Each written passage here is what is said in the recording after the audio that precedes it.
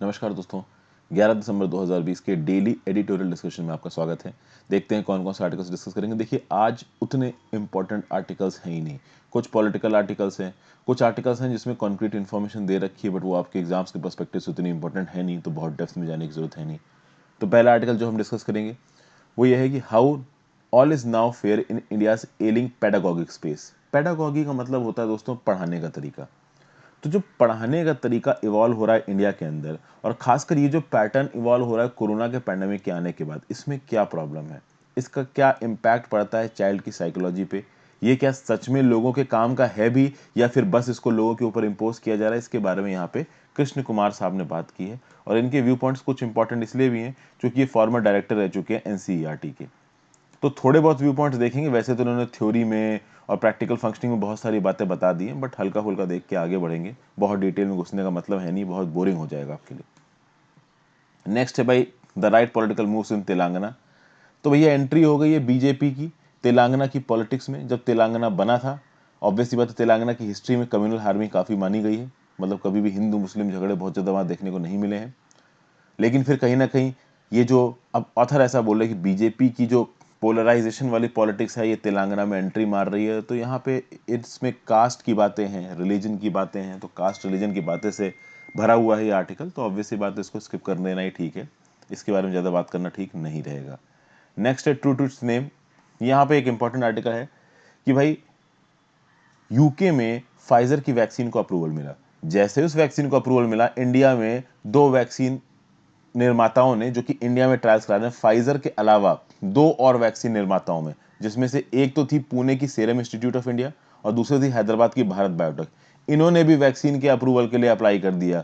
किसके पास? डीसीजीआई के पास, drug controller general of India के पास। अब बात यह है कि आपके फेज 3 ट्रायल्स के डाटा आए नहीं है।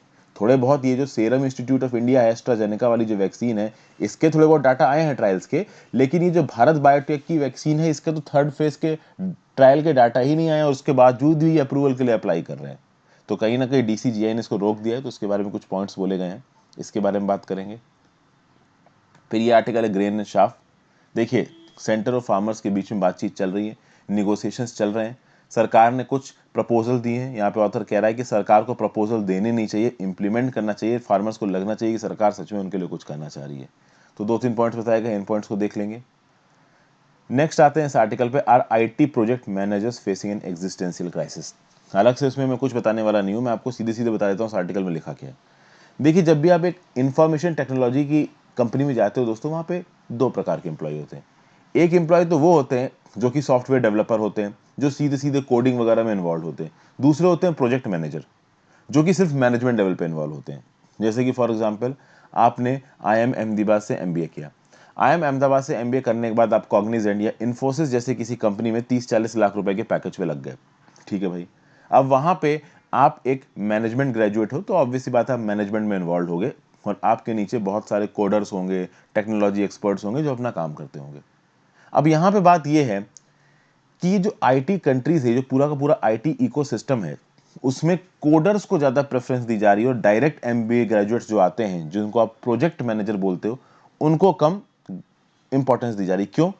क्योंकि देखिए, मेन जो काम है आईटी सेक्टर का, ये मेन काम है टेक्निकल, और टेक्निकल काम सीखते सीखते प्रोजेक्ट मैनेजर वाला काम भी ये लोग सीख ही जाते हैं। तो कोई एक ऐसा पर्सन है जो कोडर लगा, कोडर से फिर वो सीनियर कोडर हुआ, सीनियर कोडर से वो 3-4 हायरार्की बढ़ा, और फिर फाइनली वो प्रोजेक्ट मैनेजर बन गया।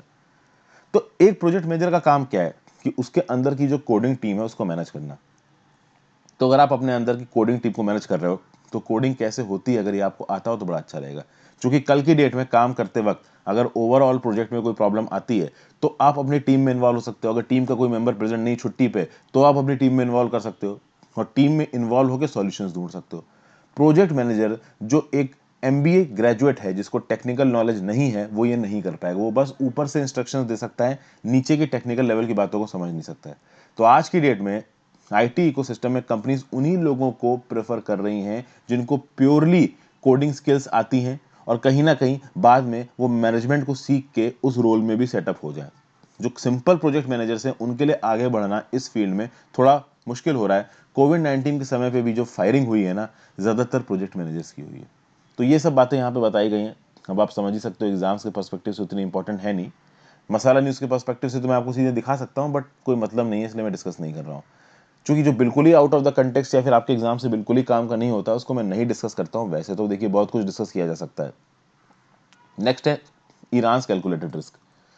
देखिए P5+1 नेशन डील 2015, आपको पता है कि यूएसए ने बराक ओबामा के अंदर ईरान के साथ एक डील साइन की जिसमें बोला गया कि आप इनरिचमेंट नहीं करेंगे अपने न्यूक्लियर फ्यूल का और आपके ऊपर से सैंक्शंस हटा दिए जाएंगे। ये जो डील थी बराक ओबामा की ईरान के साथ, ये यूएसए को पसंद आई थी उस समय पे, ईरान को भी पसंद आई थी, कुछ हद तक यूरोपियन कंट्रीज को भी पसंद आई थी, बट दो प्लेयर्स को भी पसंद नहीं आई थी। एक ये सऊदी अरेबिया को पसंद नहीं आई थी, एक इसराइल को पसंद नहीं आई थी।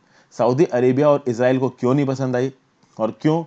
बैरक ओबामा के जाने के बाद और डोनाल्ड ट्रंप के आने के बाद जो तरीका है यूएसए का डील करने का इसराइल के साथ वो ईरान के साथ वो बदल गया, और ये तरीका was in favour of Saudi Arabia and Israel. तो क्यों सऊदी अरेबिया एंड इसराइल ये नहीं चाहते थे कि भाई ये जो न्यूक्लियर डील हो वो सक्सेसफुल हो? क्योंकि न्यूक्लियर डील से तो एक चीज क्लियर हो रही है ना कि ईरान के पास न्यूक्लियर वेपन्स नहीं आएंगे। तो ईरान के पास न्यूक्लियर वेपन्स नहीं आएंगे तो वेस्ट एशिया स्टेबलाइज रहेगा। इसराइल और सऊदी अरेबिया चाहते हैं कि न्यूक्लियर वेपन्स भी ना आए इनके पास और ये ग्रो भी ना करें, ये हमेशा पिछड़े बने रहें। ऐसा क्यों है? इस चीज के बारे में इस आर्टिकल में बात की गई है। तो फिर ये छोटा सा आर्टिकल है न्यूज रिपोर्टिंग से रिलेटेड, बिल्कुल भी लीस्ट इंपॉर्टेंट लगा इसलिए मैं भी इसको स्किप ही कर रहा हूं। तो शुरुआत करते हैं पहले आर्टिकल से, all is now fair in India's ailing pedagogic spaces. आगे बढ़ने से पहले वीडियो पे लाइक का बटन, अगर अब तक आपने चैनल को शेयर और सब्सक्राइब नहीं किया है तो कर दीजिए। मेरे द्वारा बनाई गई और वीडियोस को देखने के लिए, मुझे हेल्प करने के लिए आप चैनल पे ज्वाइन बटन दबा के चैनल के मेंबर भी बन सकते हैं। इंस्टाग्राम पे फॉलो कर लीजिए, आपकी जिन डाउट्स जवाब दूंगा। टेलीग्राम ग्रुप ज्वाइन करिए, वहाँ पे आपको इस लेक्चर की PDF मिल जाएगी। फिर अब कृष्ण कुमार जी देखिए यहाँ पे कैसे शुरू करते हैं अपने आर्टिकल को। वो ये बता रहे हैं, देखिए इस एग्जाम्पल के थ्रू वो अपने आर्टिकल की और ये जो इन्होंने लिखा हुआ है इसकी बेस को तैयार कर रहे हैं।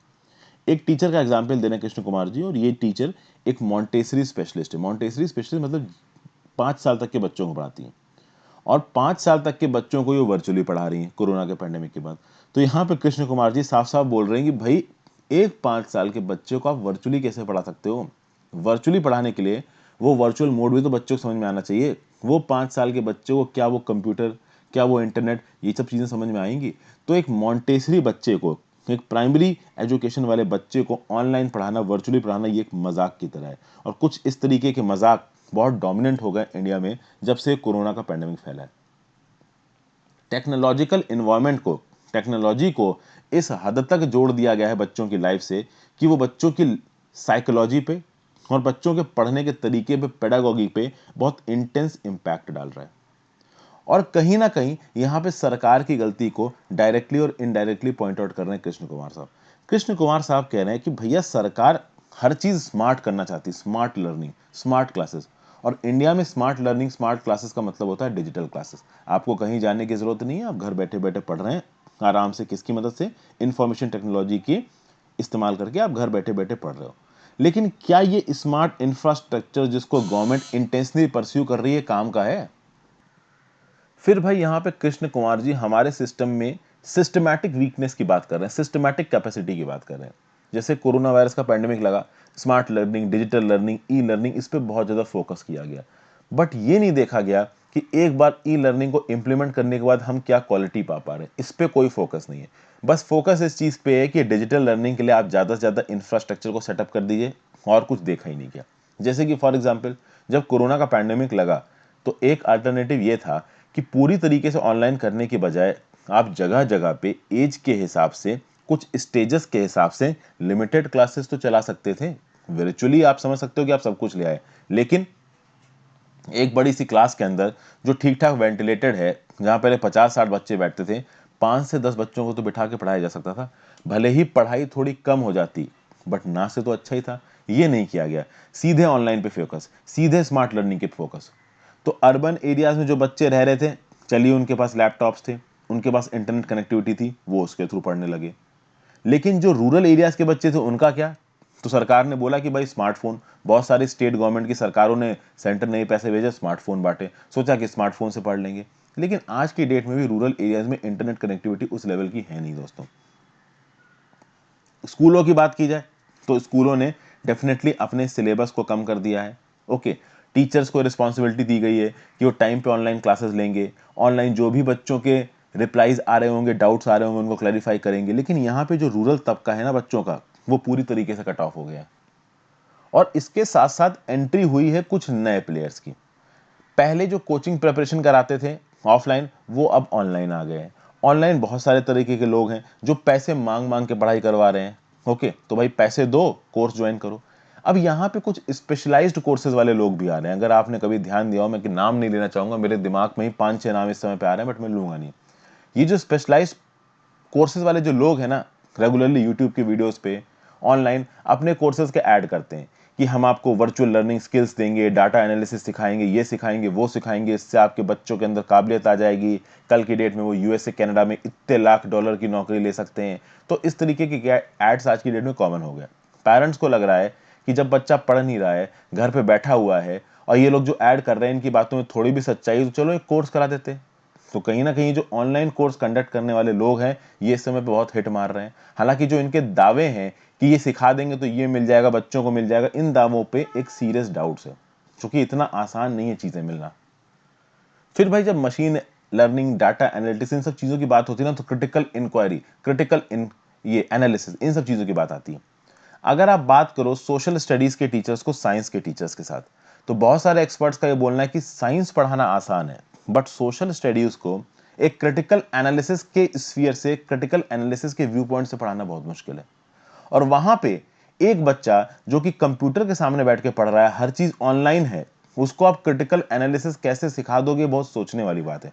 ऑनलाइन मोड में अगर आप बैठे बैठे कंप्यूटर पे किसी पर्सन को क्रिटिकल एनालिसिस और क्रिटिकल रीजनिंग सिखाने की बात करो, तो ये हंसने की बात है, क्योंकि ये चीजें सीखने के लिए, थ्योरी सीखने के बाद उस बच्चे को ग्राउंड लेवल पे उतरना पड़ेगा। ग्राउंड लेवल पे उतर के चीजों को प्रैक्टिकल तरीके से करना पड़ेगा, तभी वो सीख पाएगा। तो ये जो लोग ऑनलाइन आके बोल रहे हैं ना कि हम ये सिखा देंगे, वो सिखा देंगे, this is basically a Fars.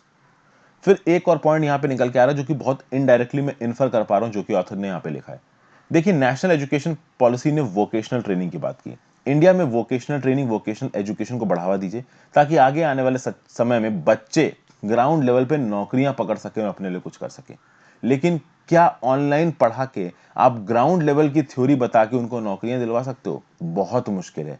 कहने के लिए तो आप कह दोगे कि हाँ भाई हो जाएगा, लेकिन रियल में होने में काफी प्रॉब्लम होगी। तो ये सब बातें दोस्तों यहाँ पे बताई जा रही हैं। ठीक है, काम भर की चीजें मैंने आपको बताई हैं, वैसे तो उसमें बहुत इंटेलेक्चुअल बातें लिख रखी हैं, सारी देखने की जरूरत नहीं है। नेक्स्ट आते हैं, true to its name, the DCGI, drug controller general of India, did well to seek more data before clearing emergency use of vaccine. आपको पता है कि यूके में फाइजर को अप्रूवल मिल गया, फाइजर ने इंडिया में अप्लाई किया अप्रूवल के लिए। फाइजर के अप्रूवल को देने से, डिसीजन लेने से पहले ही फाइजर के बाद सीरम इंस्टीट्यूट ऑफ इंडिया की एस्ट्राजेनेका वाली वैक्सीन का अप्रूवल के लिए भी रिक्वेस्ट चली गई, और भारत बायोटेक वाली वैक्सीन के लिए भी अप्रूवल चली गई। अब भाई यहां पे कहीं ना कहीं थोड़ा डाउट उठता है लोगों के दिमाग में। डाउट क्यों उठता है? कि भाई अगर आप बात करो भारत बायोटेक की, तो भारत बायोटेक के तो भैया फेज 1 और फेज 2 ट्रायल्स हुए हैं। केवल फेज 1 और फेज 2 ट्रायल्स के लिमिटेड डाटा बाहर आए हैं, फेज 3 ट्रायल का तो डाटा ही बाहर नहीं आया है भारत बायोटेक का। भारत बायोटेक ने जो भी फेज 3 ट्रायल कराए हैं अपने वैक्सीन के, उनका डाटा पब्लिक डोमेन में नहीं है।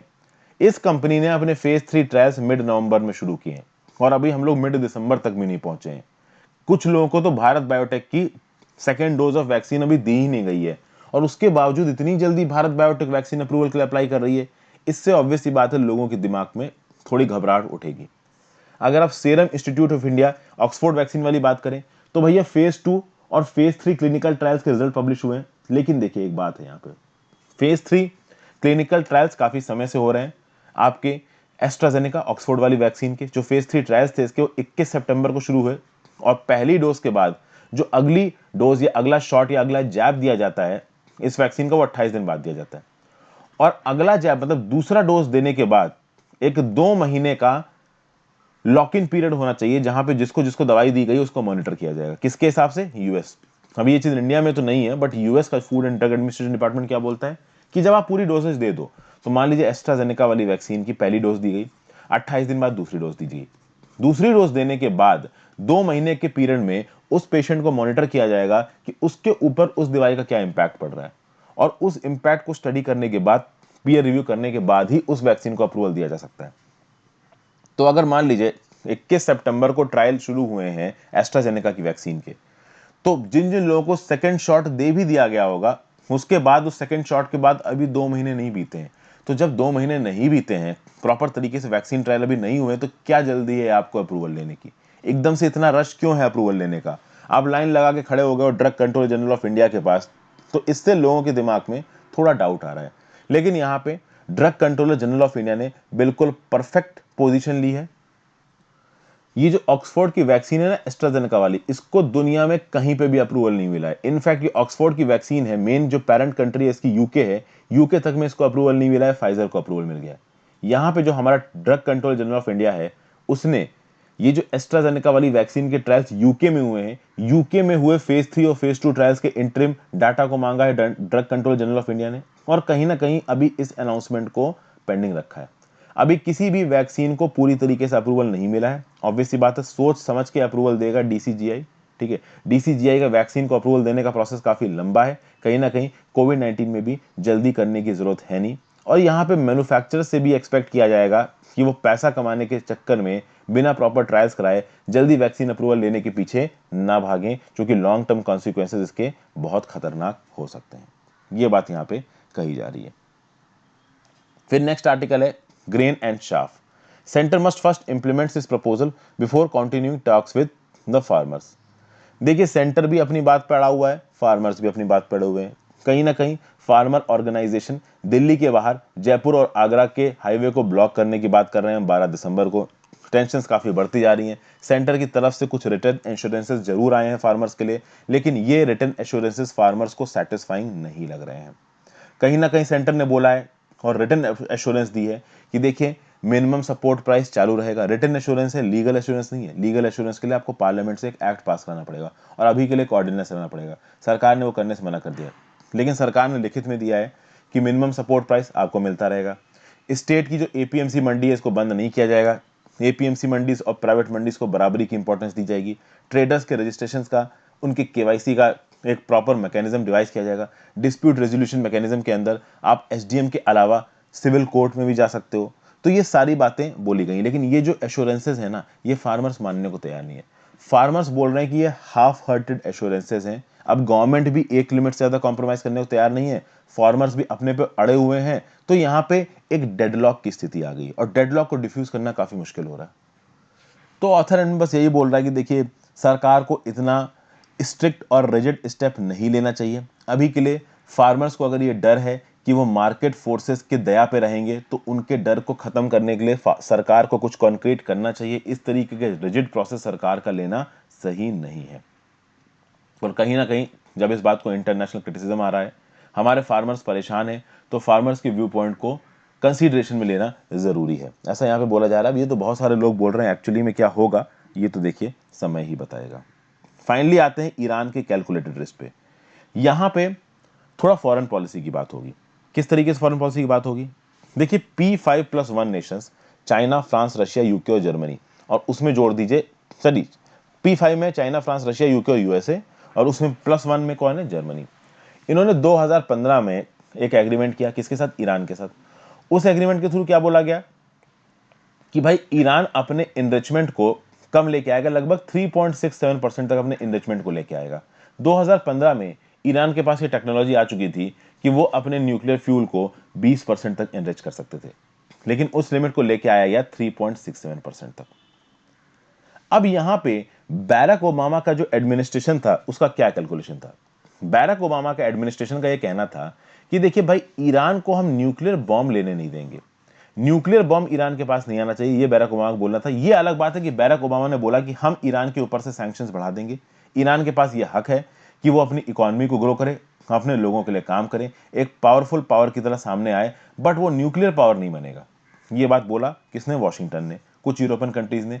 ईरान ने भी इस बात को माना। 2015 में ईरान का न्यूक्लियर प्रोग्राम बहुत एडवांस्ड स्टेज पे पहुंच चुका था। इस न्यूक्लियर प्रोग्राम के ऊपर लगाम लगाई गई, और कहीं ना कहीं बैरक ओबामा ने बोला कि हम सैंक्शंस हटा देंगे ईरान के ऊपर से। ईरान को भी लगा कि ठीक है भाई, हमारी इकोनॉमी बढ़ने की जरूरत है, इकोनॉमिकली हम ग्रो करें, बाद में कभी न्यूक्लियर वेपन्स डेवलप कर लेंगे। ईरान ने भी इस बात को समझा।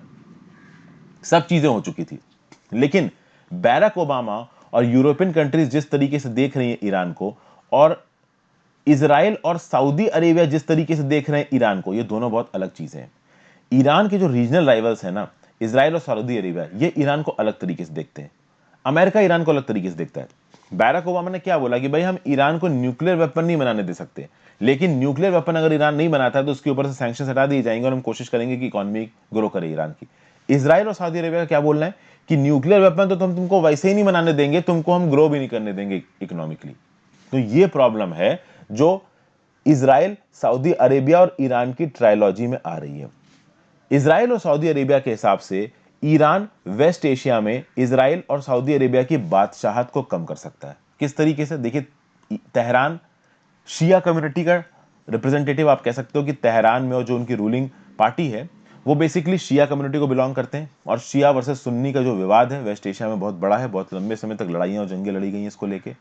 तो अब बात यहां पे ये है कि नॉन स्टेट मिलिशियास को सपोर्ट करता है ईरान, जैसे कि हिजबुल्लाह ग्रुप। अभी हिजबुल्लाह ग्रुप को, जो कि लेबनान में एक्टिव है, उसको सपोर्ट करता है ईरान। ये हिजबुल्लाह ग्रुप कहीं ना कहीं इजराइल के लिए खतरनाक है। तो इस तरीके हमास ग्रुप को सपोर्ट करता है ईरान। तो इस तरीके के जो ग्रुप्स हैं इनको सपोर्ट देता है ईरान। ये ग्रुप्स चैलेंज करते हैं किसकी डोमिनेंस को? इजराइल की डोमिनेंस को। ये इजराइल को पसंद नहीं आता है। ओबामा और बेंजामिन नेतन्याहू के रिश्ते कुछ बहुत अच्छे नहीं थे। ओके, ओबामा बिल्कुल इस बात के सपोर्ट में नहीं थे जो बेंजामिन नेतन्याहू पैलेस्टीनियंस के साथ कर रहे हैं। तो अब बात यहां पे ये हुई कि बैरक ओबामा ने बोला कि ठीक है भाई, ईरान न्यूक्लियर वेपन नहीं डेवलप करेगा और इसके ऊपर से सैंक्शंस हटाए जाएंगे। इजराइल नहीं चाहता था कि ये सैंक्शंस हटे। तो जब तक बैरक ओबामा पावर में थे तब तक तो ठीक था। जैसे ही बैरक ओबामा पावर से हटे, वैसे ही कौन आएगा यहाँ पे? Donald Trump. और डोनाल्ड ट्रंप के एडमिनिस्ट्रेशन ने एक अलग ही व्यू पॉइंट लिया ईरान का, जो बिल्कुल अलग था बैरक ओबामा के व्यू पॉइंट, और जो बिल्कुल सेम था इजराइल और सऊदी अरेबिया के व्यू पॉइंट से। यूएस ने यहां पे न्यूक्लियर डील से पुल आउट कर दिया और फिर से ईरान के ऊपर सैंक्शंस लगा दिए। जो जेसीपीओए हुआ था ना, P5+1, उस P5 के अंदर जितनी भी कंडीशंस थी उन सारी कंडीशंस को मान रहा था ईरान, और इसको यूनाइटेड नेशंस ने सर्टिफाई किया था। बावजूद इसके यूएस न्यूक्लियर डील से पुल बैक कर गया, जेसीपीओए को तोड़ दिया, तेहरान के ऊपर फिर से सैंक्शंस लगा दिए गए। तेहरान ने बोला क्या कर रहे हो भाई, हम तो अपने न्यूक्लियर प्रोग्राम को बंद करके बैठे हैं और आप फिर से हमारे ऊपर सैंक्शंस लगा रहे हो। यहाँ पे कुछ यूरोपियन कंट्रीज थी जैसे कि इंग्लैंड, फ्रांस, उन्होंने एश्योरेंस दिया ईरान को और यूएसए को क्रिटिसाइज किया कि आप ये क्यों कर रहे हो, आपको ये नहीं करना चाहिए। लेकिन ट्रंप साहब तो ट्रंप साहब है, उन्होंने बात मानी नहीं। कहीं ना कहीं यहाँ पे ट्रंप इजराइल और सऊदी अरेबिया के हिसाब से काम कर रहे थे। और यहाँ पे डोनाल्ड ट्रंप की दोस्ती और बेंजामिन नेतन्याहू, इनकी दोस्ती बहुत तेजी से सबके सामने आई। मतलब पूरा का पूरा ओवरऑल जो पॉलिटिक्स थी ना वेस्ट एशिया की, वही बदल के रख दी। और डोनाल्ड ट्रंप के करने के बाद तो जैसे कि इजराइल को ताकत सी मिल गई। तो 2018 में ईरान के अंदर एक डेयरिंग मिशन करवाया इजरायली स्पाइस ने।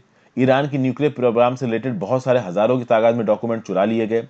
फिर सीरिया में ईरान ने अपने मिलिशियास डिप्लॉय कर रखे हैं। ईरान के मिलिशियास बशर अल असाद की गवर्नमेंट को सपोर्ट कर रहे हैं, लेकिन ईरान के जो भी मिलिशियास हैं उसको बॉम्बिंग कर रहा है कौन? इजराइल।